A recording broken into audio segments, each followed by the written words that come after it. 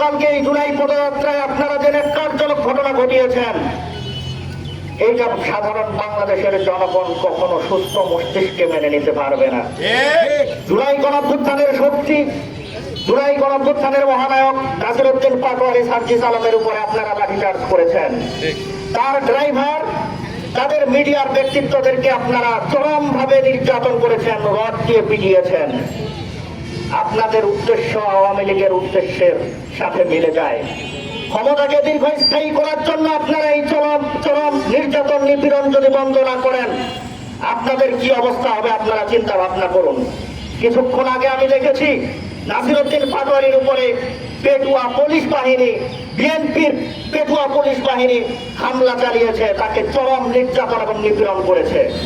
Police বাহিনীকে স্পষ্ট করে বলতে চাই, পেটুয়া বাহিনীর লেসপেন্সারি যদি করতে চান, আওয়ামী লীগের মতো যদি মনে করেন যে বিএনপিরও আমরা পোষা কুত্তা হিসাবে জনগণের উপরে চরম নির্যাতন চালাবো, তাহলে আপনারা ভুল সিদ্ধান্ত নিচ্ছেন।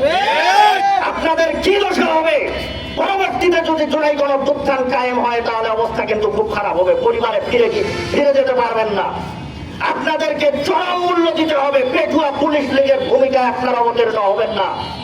আপনাদের কাছে বিনীত নিবেদন জানাই, জুলাই গণঅভ্যুত্থানে 1400 শহীদ, লক্ষের উপরে আহত, এদের রক্তের উপরে প্রতিষ্ঠিত এই সরকার যদি মনে করে যে আমরা নির্বাচনের মধ্য দিয়ে এসেছি, যা ইচ্ছা তাই করবো, এটা বাংলাদেশের জনগণ কখনো মেনে নেবে না। আপনাদেরকে ম্যান্ডেট দিয়েছে জনগণ বাংলাদেশকে বিনির্মাণ করার জন্য, নতুন বাংলাদেশ বিনির্মাণ করার জন্য, নতুন যে সূর্য উদয় হয়েছে এটা দীর্ঘস্থায়ী করার জন্য। আপনারা পেটুয়া বাহিনীতে রূপান্তরিত হবেন না, ছাত্র দলকে ছাত্রলীগে রূপান্তরিত করবেন না, যুব দলকে যুবলীগে রূপান্তরিত করবেন না। আপনাদের তো সবাই আওয়ামী লীগের মতো হবে ইনশাআল্লাহ। ভুলে যাবেন।